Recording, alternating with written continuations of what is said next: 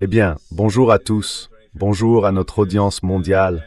Nous sommes le 25 août et il se passe beaucoup de choses dans le monde. Beaucoup de choses. Et pour essayer de donner un sens à tout cela, j'ai le privilège et l'honneur d'être avec mon cher ami et collègue, Pepe Escobar, correspondant international respecté dans le monde entier. Il comprend tout ce qui se passe en Eurasie. Je vais donc lui passer le micro dans un instant. Si vous appréciez ce que nous faisons, nous vous demandons gentiment votre soutien. Cliquez sur les boutons j'aime et s'abonner. Rendez-vous sur Substack.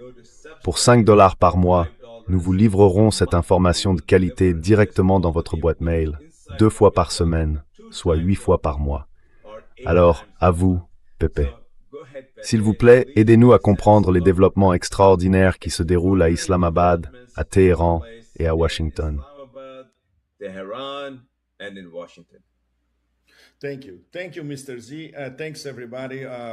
Merci. Merci, Monsieur Zay. Merci à tout le monde, à notre public partout, aux 4 coins du monde. Aujourd'hui, j'ai appris en France que beaucoup de personnes très bien placées suivent Transition Protocol, non seulement en français, mais aussi à l'origine en anglais. Eh bien, le voyage de tous les voyages, du moins ces derniers temps, vient de s'achever. Il s'agissait bien sûr du voyage du maréchal Asim Munir à Téhéran, de lundi à aujourd'hui, mardi. Ils sont rentrés aujourd'hui à Islamabad. En fait, ils sont restés au moins une demi-journée de plus que d'habitude, parce que, eh bien, la liste des dossiers et des questions à aborder est immense. En commençant, bien sûr, par... J'aimerais revenir une fois encore sur ce thème. I like to go back to the theme once again. I would say the umpteenth resuscitation of Je dirais l'énième résurrection du chat qu'on disait éternellement mort, le protocole d'accord. Une fois de plus, on en revient à une résurrection du protocole d'accord, si bien sûr Donald Trump finit par voir la lumière, s'il a sa conversion sur le chemin de Damas. Personne ne parie là-dessus, mais c'est possible. Bon, essayons de décortiquer ce dont Asim Munir et le ministre de l'Intérieur Naqvi ont discuté à Téhéran. D'abord, ils ont parlé à tout le monde, à tous ceux qui détiennent le pouvoir. Cela inclut Arakchi, Ghalibaf, Mohsen Rezaei et bien sûr des personnes directement liées au cercle très fermé autour du dirigeant Mojtaba Khamenei. Donc, l'élément le plus important à retenir, en fait, c'est la manière dont Naqvi a décrit la réunion et dont les Iraniens eux-mêmes l'ont décrite.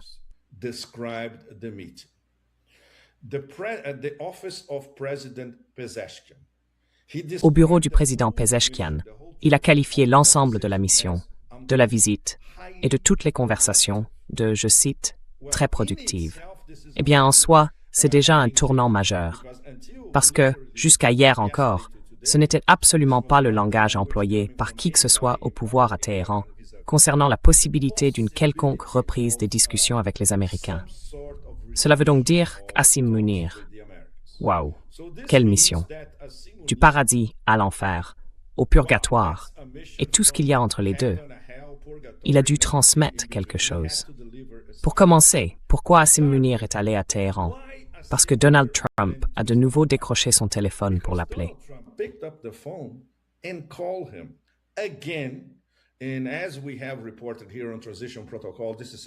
Et comme nous l'avons rapporté ici, dans Transition Protocol, c'est quelque chose qui se produit pratiquement tous les jours, ou au moins plusieurs fois par semaine, depuis des semaines maintenant. Parce que Asim Munir et Trump sont dans les contacts rapides l'un de l'autre. Ils ont une relation directe. Trump a demandé à Asim Munir, allez à Téhéran, parlez-leur, essayez de trouver une sorte de porte de sortie qui, une fois encore, puisse me paraître au minimum acceptable. Nous connaissons les limites. Et les limites de tout ce qui est acceptable pour Trump tournent autour de son ego, grand comme la Voie lactée. Donc ça va être très très difficile. Mais cela prouve, une fois de plus, le désespoir qui règne au bureau du président des États-Unis d'Amérique, même s'ils suivent des voies parallèles. Even though they are on parallel tracks. Trump supplie le maréchal Asim Munir de lui trouver une porte de sortie pour ramener les Iraniens à la table des négociations. Et l'abominable secrétaire au Trésor, ancien protégé de Soros, qui a fait faillite à 2 fonds spéculatifs, incarnation de l'hybris, mélange d'ignorance et d'arrogance, Scott Bessent, lance la mer de toutes les sanctions, sous-sanctions, infrasanctions et sanctions annexes contre l'Iran. Et cela fait rire dans tout le Sud global, surtout en Chine. Bon, c'est une chaîne familiale. Je ne peux pas vous dire quelle métaphore les Chinois ont employée en gros pour répondre à Scott Bessent, mais vous vous en faites une assez bonne idée. Et le ministère des Affaires étrangères à Pékin, comme toujours, avec cette politesse infaillible qui les caractérise, dit que la Chine est contre les sanctions unilatérales illégales. Et bien sûr, le sous-texte, c'est essentiellement « Nous n'allons nous conformer à rien de ce qui viendra du secrétaire américain au Trésor ». Et c'est le plus important, parce que ces sanctions ne visent pas seulement l'Iran.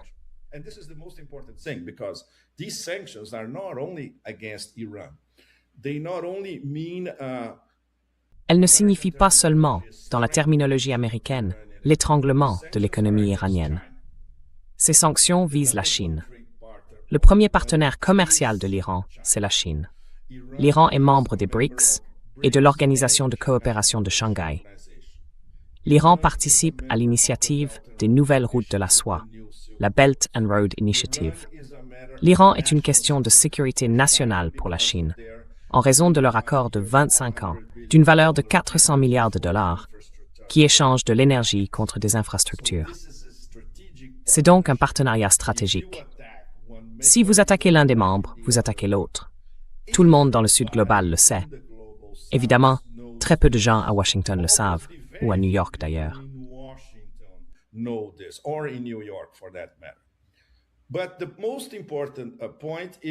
Mais le point le plus important, c'est que la réaction de la Chine est déjà tombée. Et en gros, ils ont dit « On s'en fiche, quoi que vous fassiez, on s'en fiche et tout ça est franchement ridicule. » Bien sûr, en langage diplomatique. Pour revenir à Amunir et Naqvi à Téhéran, après avoir parlé à tout le monde. D'accord, qu'est-ce qui s'est passé aujourd'hui? Naqvi est rentré à Islamabad. Et devinez qui il rencontre à Islamabad? La chargée d'affaires américaine, Natalie Baker. Qu'est-ce que cela nous dit? Que ce n'était pas simplement « Bon, allons à Téhéran, parlons à tout le monde, voyons ce qui se passe ». Non. C'est une feuille de route très calculée, après un appel téléphonique du président des États-Unis, qui chargeait essentiellement la délégation d'Islamabad d'aller à Téhéran et d'obtenir quelque chose pour lui sauver la face, au fond.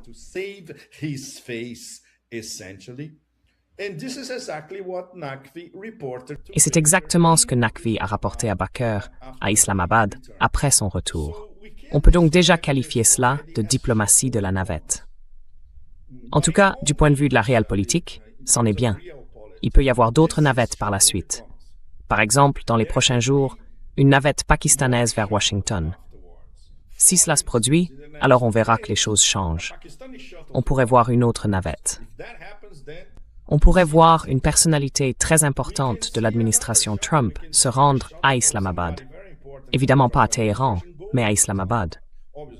Il pourrait aussi y avoir une nouvelle visite pakistanaise à Téhéran afin de clarifier et de développer certains points.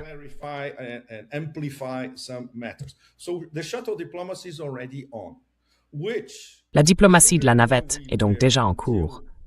Et compte tenu de la situation jusqu'à ce dimanche, c'est un très bon signe.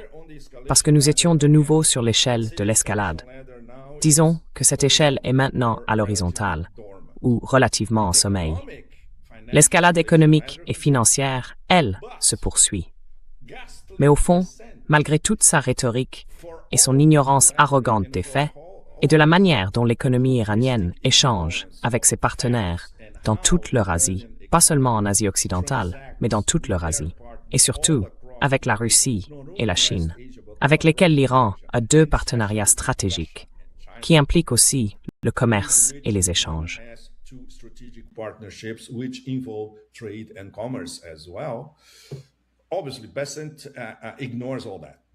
Évidemment, Bessent ignore tout cela. Peu importe. Le fait est que le Sud global, dans son ensemble, suivra l'exemple chinois, et ils continueront à commercer et à faire des affaires avec l'Iran. D'abord parce qu'ils ne le font pas en pétrodollars ni en dollars américains. Ils contournent déjà le dollar américain. Donc tout le monde continuera à contourner le dollar américain dans ses échanges avec l'Iran. Et c'est intraçable pour les mécanismes américains. Alors, comment pourrions-nous décrire ça? Je vais essayer de vous donner une définition concise de ce qui est peut-être en préparation ou dont il y a de très fortes chances que ce soit déjà en préparation.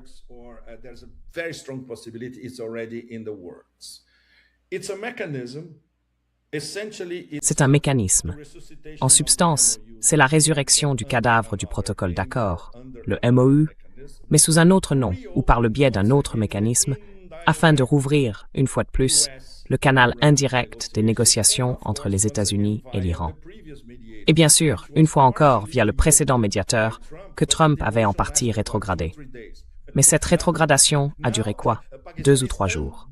Maintenant, le Pakistan n'est plus rétrogradé. Le Pakistan revient sur le devant de la scène, selon le Trumpisme. C'est comme ça que ça fonctionne, non? Donc, nous revenons au mémorandum existant d'Islamabad, que beaucoup d'entre nous appellent le cadavre du MOU. Pas encore tout à fait mort.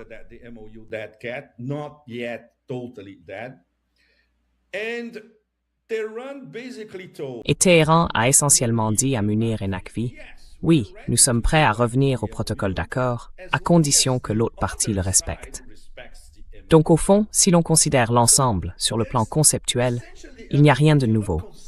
Et c'est la chose la plus évidente qui soit, je dirais, même pour un enfant de 10 ans. Les présidents de l'Iran et des États-Unis signent un protocole d'accord, 14 points, avec des engagements bilatéraux. Ces engagements doivent donc être respectés par les deux parties. Quelques jours plus tard, les Américains font voler le protocole d'accord en éclats, sans respecter le moindre engagement. Les Iraniens en ont assez et disent, évidemment, il n'y a rien à discuter avec cette bande de fous.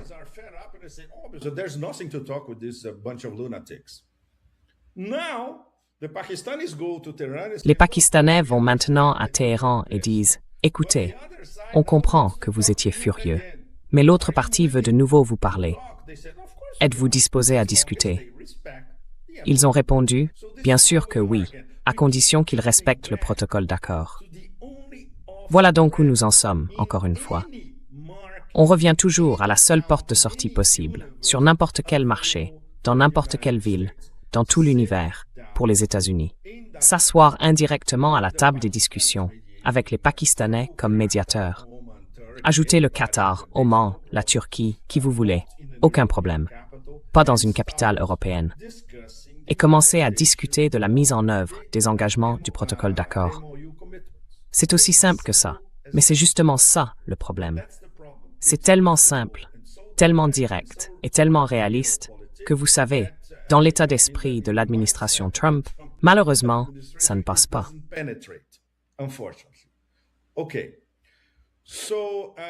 D'accord. On peut donc dire que le centre de gravité de toute la situation s'est déplacé. Il se trouve, je dirais, entre les deux. Disons que si la balle est dans le camp de quelqu'un, elle est actuellement dans le camp des États-Unis. En même temps, pour faire avancer les choses, les Pakistanais doivent continuer à répéter l'évidence à l'administration Trump. Écoutez, nous avons fait ce que vous nous aviez demandé. Les Iraniens ont dit, d'accord, nous retournons à la table des négociations, à condition que vous soyez sérieux. Si vous revenez à la table et que vous ne commencez pas, par exemple, à discuter de la restitution des avoirs gelés, de l'allègement des sanctions, de la fin de votre blocus maritime du détroit d'Ormuz, alors cela n'ira encore nulle part. Donc c'est votre décision.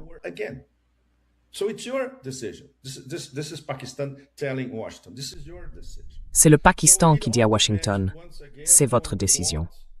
Donc tout dépend, une fois de plus, de ce que décidera le bambin tueur psychopathe. Petit récapitulatif, parce que je pense qu'il est important de vous rappeler à tous, compte tenu de la gravité et du sérieux de la situation, l'enchaînement des événements et comment tout cela s'est mis en mouvement. D'abord, ça a commencé à bouger avec un appel téléphonique de Trump à Munir. En gros, d'accord, on peut dire qu'il le suppliait, Munir, s'il vous plaît, faites quelque chose. Évidemment, nous savons qu'il est dans une impasse. Nous connaissons les échéances. Nous connaissons la pression intérieure, la pression des élections de mi-mandat, la pression liée à l'épuisement des réserves stratégiques de pétrole.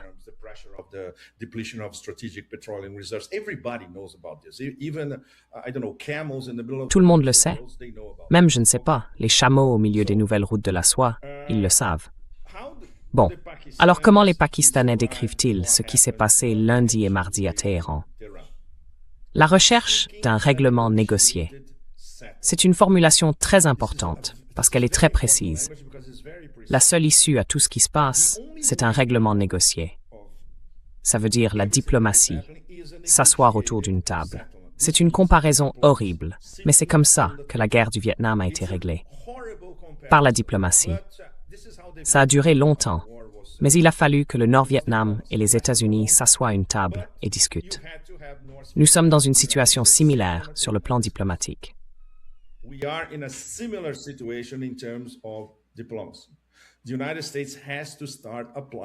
Les États-Unis doivent se mettre à faire de la diplomatie, au lieu d'avoir un imbécile qui se fait passer pour secrétaire au Trésor et qui se vante de réduire 90 millions d'Iraniens à mendier dans la rue, à supplier pour avoir de quoi manger.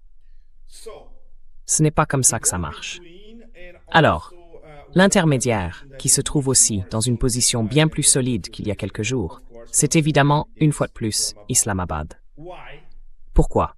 Parce que là encore, ils étaient au milieu. Et maintenant, les Américains veulent relancer les négociations. On ne sait pas pour combien de temps. On ne sait pas s'ils sont sérieux. On ne sait pas s'il s'agit d'une passe désespérée. Évidemment, avec l'administration Trump, on ne peut jamais rien affirmer de manière définitive.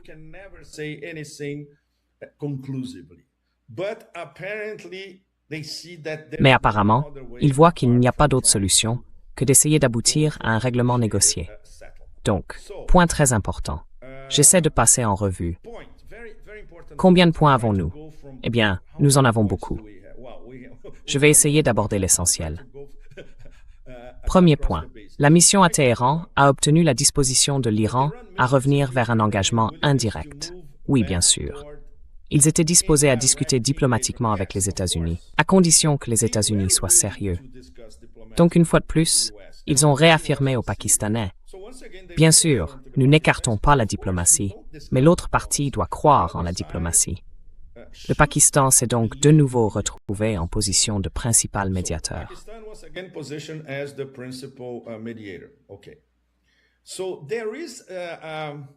D'accord. Il y a donc quelque chose d'un peu plus compliqué. Un mécanisme en 6 points, élaboré pour ressusciter le mémorandum d'entente, qui était mort. Nous n'avons pas de confirmation définitive concernant ces 6 points. Mais en gros, il s'agit des principaux éléments du mémorandum, que n'importe qui peut réciter de mémoire. Mettre fin à toutes les guerres. Cela signifie toutes les guerres contre l'axe de la résistance, pas seulement la guerre contre l'Iran. Cela inclut donc le Hezbollah, le Yémen, les Hashd al-Shaabi en Irak, et point très très important, la Palestine aussi. Et si cela arrive à la table des négociations, les Iraniens insisteront sur la Palestine.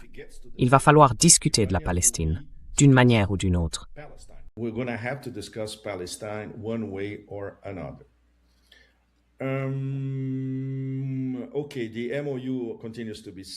D'accord, le protocole d'accord reste central. D'accord, un engagement formel de l'Iran à négocier, directement ou indirectement, avec Trump. C'est donc l'un des 6 points ici. En réalité, les Iraniens n'ont même pas besoin de s'engager formellement à discuter avec les Américains, parce qu'ils ne posent pas de conditions pour revenir à la table des négociations. La seule chose, ce n'est même pas une exigence, tant c'est évident. Écoutez, si un protocole d'accord a été signé, alors allons à la table des négociations et discutons-en autour de cette table. C'est au fond exactement ce qu'ils disent depuis des semaines. Et pourtant, l'administration Trump ne l'a toujours pas compris, parce qu'elle ne comprend pas comment fonctionne la vraie diplomatie.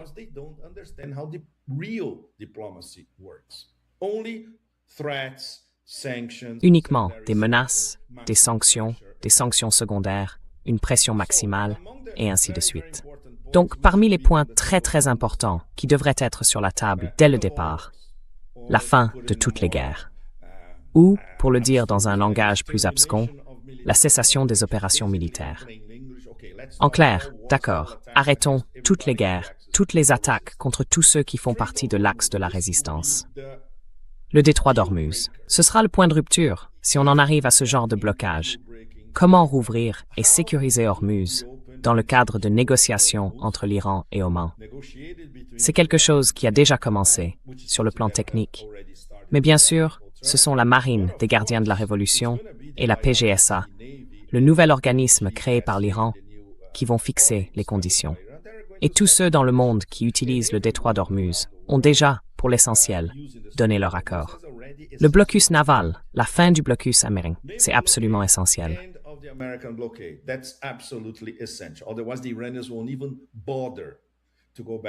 Sinon, les Iraniens ne prendront même pas la peine de revenir à la table des négociations. Alors, peut-on dire, avec un certain degré d'assurance, qu'il existe désormais à nouveau une voie vers une forme d'accord entre les États-Unis et l'Iran? Oui, c'est très très fragile, mais il y a de nouveau une voie. Et c'est le principal, probablement le résultat majeur de ce voyage, de tous les voyages, lundi et mardi. Alors, que se passe-t-il? Bon, faisons un bref point sur la situation. Voilà où nous en sommes. Il y a une énorme contradiction. Nous y avons fait allusion il y a quelques minutes. À quel point l'administration Trump est-elle sérieuse dans sa volonté réelle de revenir à la table des négociations, tout en déclenchant cette avalanche de sanctions et de sous-sanctions contre l'Iran par l'intermédiaire de ce secrétaire au Trésor absolument pas préparé? À ce stade, il n'y a pas de réponse à cette question. There is no answer for that as it stands. It depends on the next American moves. Cela dépend des prochaines initiatives américaines. Mais juste pour vous donner un exemple à tous, imaginons que, dans les prochains jours, des entreprises chinoises ou des banques chinoises soient sanctionnées par le Trésor américain. Alors là, tout s'effondre presque immédiatement.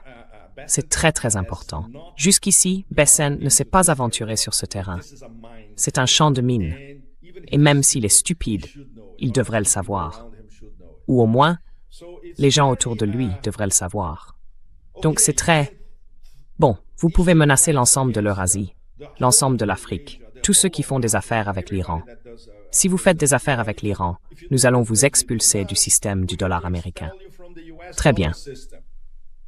Un cynique, disons un épigone des cyniques grecs originels, dirait que la planète entière est maintenant en train de faire la fête et de sabrer le champagne.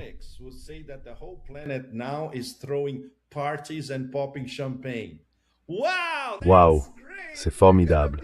Nous allons sortir du système du dollar américain. C'est exactement ce qu'il nous faut en ce moment.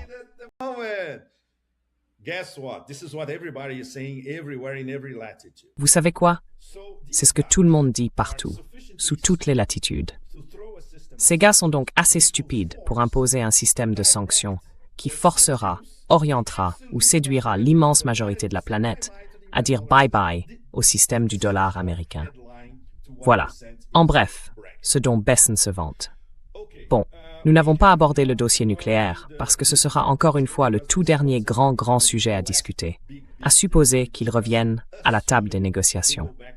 Et bien sûr, l'Iran a déjà, je dirais, laissé entendre, par l'intermédiaire de personnalités très publiques, que s'il était de nouveau attaqué par les Américains, il pourrait immédiatement quitter le TNP, le traité sur la non-prolifération des armes nucléaires.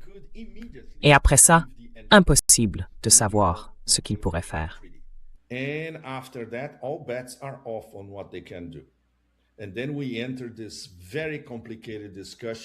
puis, on entre dans cette discussion très compliquée sur la possibilité que la doctrine nucléaire de l'Iran soit, disons le moins qu'on puisse dire, ajustée ou carrément bouleversée. Quoi qu'il en soit, vous ne le verrez pas. Donc, ce qu'il faut surveiller dans les 3 ou 4 prochains jours, disons jusqu'à la fin de cette semaine, il ne se passe généralement rien le week-end, c'est si Trump commence à parler nommément de Munir, ou à faire référence à Munir dans ses publications sur Truth Social, ou au Pakistan, à l'Iran, aux négociations, au cadre d'Islamabad, ou au mémorandum d'entente du Shah mort lui-même. Donc, si nous voyons une publication sur Truth Social faisant directement référence à tout ce qui précède, cela veut dire qu'il envisage peut-être de donner un peu de substance à ce voyage de Munir.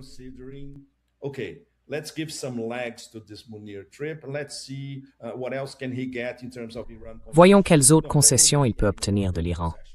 Non, il n'y aura pas d'autres concessions iraniennes. La concession iranienne, en réalité, a été de recevoir la délégation pakistanaise pour lui dire ce qu'ils lui disent depuis toujours. Nous n'écartons pas la diplomatie.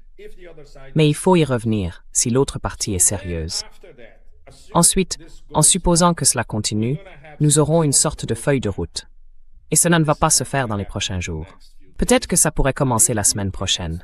Une série d'étapes de mise en œuvre, une séquence, des garanties des deux côtés, et ainsi de suite, un calendrier, tout ce que vous voulez. Nous en sommes encore très loin. Mais, si nous voyons des étapes dans cette direction, cela veut dire que cette affaire a de l'avenir. Alors le TNP, voyons s'il y a quelque chose d'important. D'accord.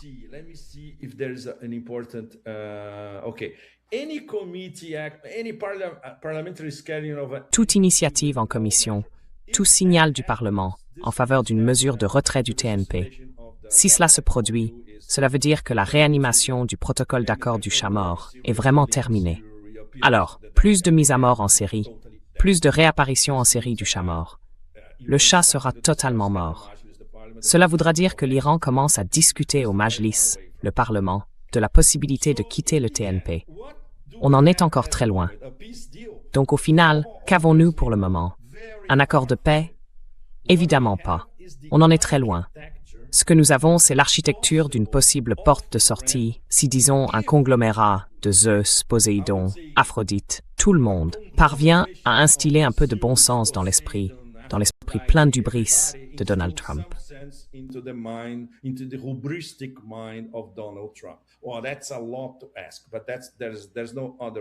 Eh bien, c'est beaucoup demandé, mais il n'y a pas d'autre solution.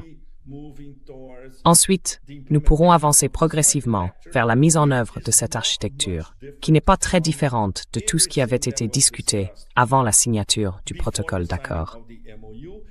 Et cela devait se faire après la signature de ce protocole, pendant cette période de 60 jours qui a expiré la semaine dernière, sans que rien ne se passe, parce que les Américains ont tout simplement fait capoter le processus, n'est-ce pas? Alors, peut-on dire que l'Iran fait des concessions? Non, parce qu'il n'a fait aucune concession. La seule concession qu'il aurait éventuellement faite, c'est de dire « D'accord, nous envisagerions de reparler aux Américains s'ils sont sérieux ». C'est le résumé de tout cela. Donc en bref, ce voyage a été une avancée décisive. In a nutshell, this trip was groundbreaking. It was very, very serious. C'était très, très sérieux.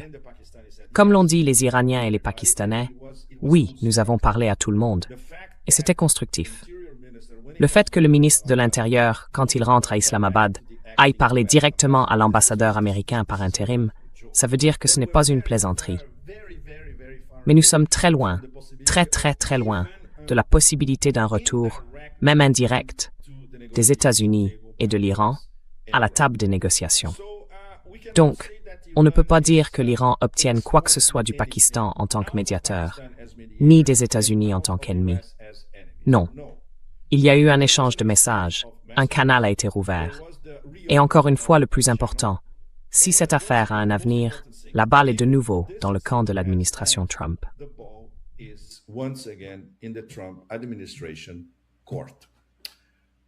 D'accord, Monsieur Z, je reviens à vous.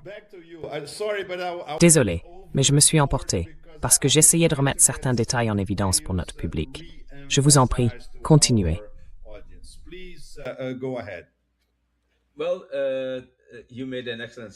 Eh bien, vous avez fait un excellent résumé, comme toujours. Je veux juste ajouter quelques éléments en marge, mais ce sont des détails importants. Vous et moi avons parlé d'une communication très importante et détaillée qui a eu lieu pendant qu'Hassim Munir et Mohsen Naqvi étaient à Téhéran. Elle venait directement du bureau de Wang Yi. Souvenez-vous, nous en avions discuté. C'est très important. Voulez-vous poursuivre et insister là-dessus? Non, non, non. Allez-y, Monsieur Z, parce que c'est une information importante qui vient tout juste de sortir, il y a quoi, 1 heure environ. an hour ago or so. Correct. Only an hour ago. C'est exact, c'est exact. Il y a seulement 1 heure. Je suis très honoré d'avoir la confiance des personnes présentes dans cette salle pour partager cette information parce qu'elle est extrêmement grave. Et cette information, c'était le message du bureau de Wang Yi, transmis directement à Mohsen Naqvi et à Asim Munir. Le message était « La Chine est à 100% derrière vous. La Chine soutiendra toutes les décisions que vous prendrez entre vous et l'Iran. Pour dire en substance aux Américains, allez vous faire voir. » J'emploie des termes polis. I'm using polite terms. Yes, very polite. Yes.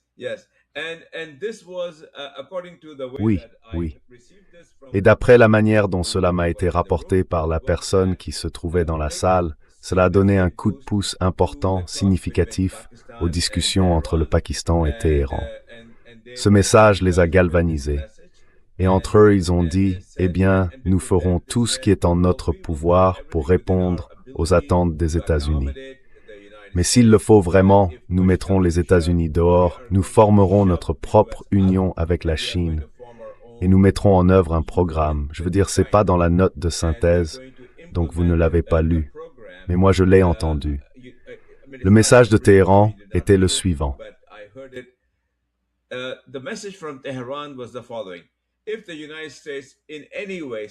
Si les États-Unis réussissent d'une quelconque manière à nous étouffer, c'est-à-dire à étouffer les Iraniens, alors nous étoufferons le reste du monde.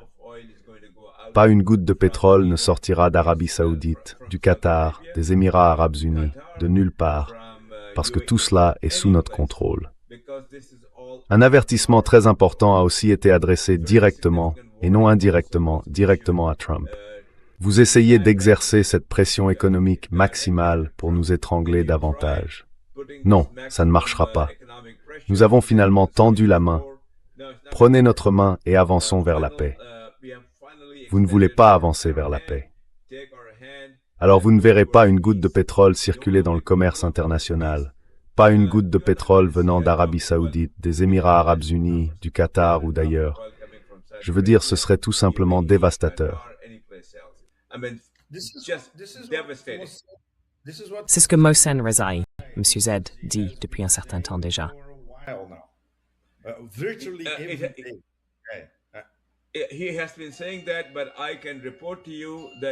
Il dit ça, mais je peux vous rapporter que cela a été directement communiqué aux Pakistanais. Transmettez ceci à Trump.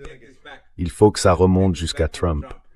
Vous ne verrez pas une goutte de pétrole circuler où que ce soit dans le monde si vous nous étouffez. Pas une goutte de pétrole. Alors, combien de temps Trump va-t-il tenir comme ça? Même son esprit stupide devrait le comprendre. Enfin, vous savez, difficile de dire ce qui entre dans son esprit stupide. Mais il doit comprendre. Et je pense qu'Asim Munir le lui fera comprendre. Ça, c'est un volet. L'autre, c'est que si vous continuez à escalader, nous allons sortir du TNP et passer à l'étape suivante. Et d'après ce que je comprends, d'après mes informations, ils sont déjà passés à un enrichissement à 90%, parce que Mojtaba Khamenei leur a donné le feu vert.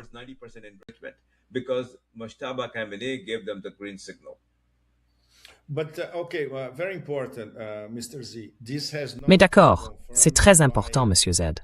Cela n'a été confirmé par aucune haute autorité en Iran. C'est un secret d'État. Il est possible qu'ils envisagent d'atteindre les 90%.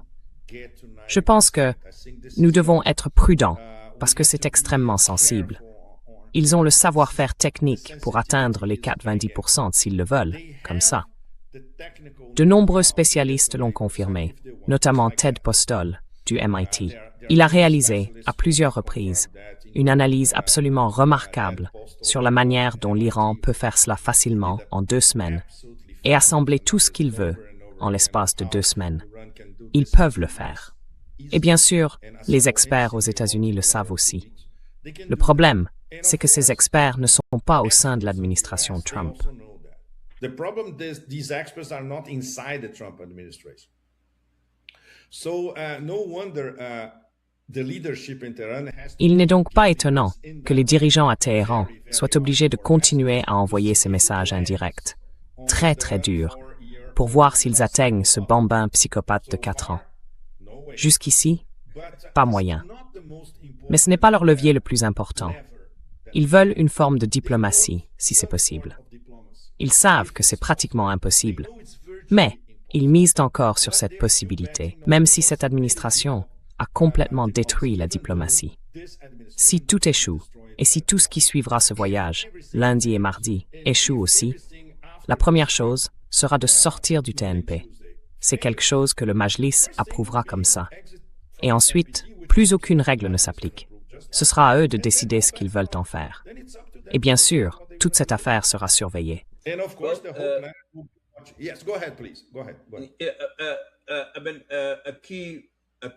Oui, allez-y, s'il vous plaît. Allez-y. Un élément essentiel de notre couverture, c'est le canal d'information privilégié que nous avons l'honneur, le privilège et la chance d'avoir grâce à des personnes qui prennent les décisions. C'est ce que nous avons mis en avant auprès de notre audience mondiale. Et c'est ce que nous apportons lorsque nous confirmons nous-mêmes que cette information est vraie. Jusqu'à présent, notre moyenne est de 10 sur 10, ce qui veut dire que nous n'avons vraiment rien manqué. Donc quand j'ai fait cette déclaration, je l'ai confirmée non pas une fois, mais à plusieurs reprises, pas seulement du côté iranien, mais aussi du côté pakistanais. Mojtaba a bien donné son feu vert à cette décision. Mojtaba a donné son feu vert. Allez-y, enrichissez à 90%. Je n'ai pas dit qu'ils avaient effectivement exécuté cette décision, mais il a donné son accord. Endam impar arbele to further. Auparavant, son père se warring to. Previously, his father had not approved that, and he himself was never approved it. Yes. Yeah, and he himself was. Et lui-même envisageait cela. Il envisageait cette décision depuis longtemps, je veux dire, depuis son arrivée au pouvoir. Donc, nos informations doivent être précises. Il a dit, oui, en ce qui me concerne, d'accord, vous pouvez le faire.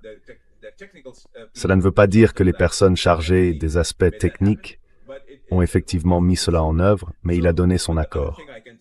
L'autre chose que je peux dire, et qui est très importante, c'est que l'Iran est très déterminé, aussi déterminé qu'on puisse l'être humainement, à ne tolérer aucune nouvelle escalade de la part des États-Unis. Ils vont riposter de manière très très décisive, et ils ont de nombreuses options pour cela. L'une d'elles consiste à sortir du TNP. Une autre serait la confirmation que l'enrichissement a atteint 90%.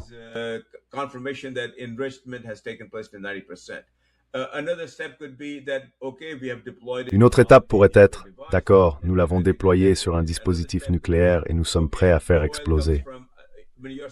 Une autre étape pourrait être, d'accord, plus aucun pétrole ne sortira, puisque vous nous étouffez économiquement. Nous allons étouffer le reste du monde, vous y compris, ce qui entraînerait un épuisement supplémentaire de la réserve stratégique de pétrole jusqu'à la dernière goutte. Donc Trump est piégé, encore et encore et encore.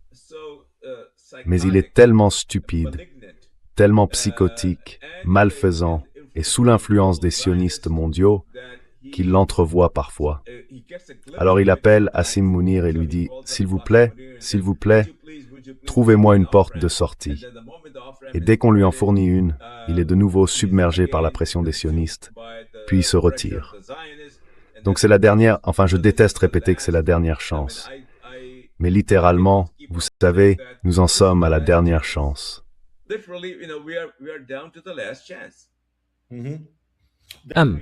Et qu'est-ce qui a été discuté pendant cette journée et demie? Oui, c'est la dernière chance. Absolument. Et bien sûr, je veux dire, dès son arrivée à Islamabad, il est allé voir l'ambassadeur des États-Unis.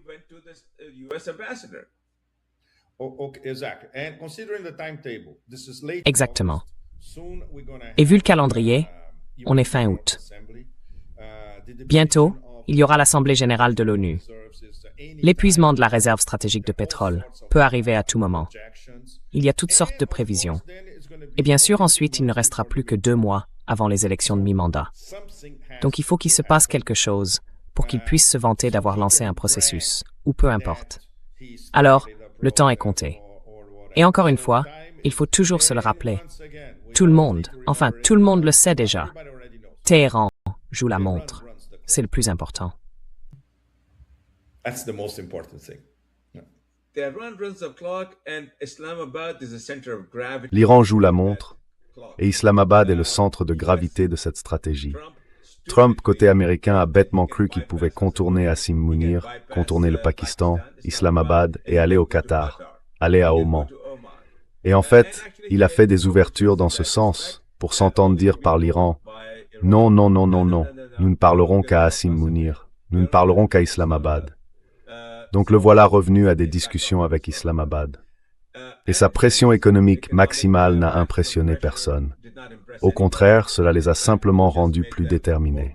Bon, on conclut, Monsieur Z. S'il vous plaît, allez-y. Non, non, ça va. Please, Go ahead. please go ahead. No, I'm okay. I'm okay. I think I did my best to summarize. Ça va. 20 minutes or so. Je pense avoir fait de mon mieux pour résumer, en quoi, 20 minutes environ, les points les plus importants de ce voyage. Administration Et encore une fois, la balle est dans le camp de l'administration Trump. essential to determine Ce qu'ils vont faire dans les prochains jours sera essentiel pour déterminer si nous allons avoir une quelconque conversation diplomatique ou si c'est terminé. it's going to be Est-ce qu'on va monter tous les échelons de l'escalade? Encore une fois, le contraste est saisissant et très dangereux. C'est un choc entre deux trajectoires. Mais au moins ce barreau d'honneur d'hier et d'aujourd'hui pourrait peut-être, vous savez. En fait, nous espérons tous que cela puisse déboucher sur quelque chose de significatif. in fact we all hope that this could be something meaningful. Otherwise, well, the global Sinon, eh bien, le Sud global a déjà pris sa décision, pour la plupart. the announcement of this Après l'annonce de cette pression maximale, de la mer de toutes les sanctions et tout le reste, tout le monde sait à qui il a affaire.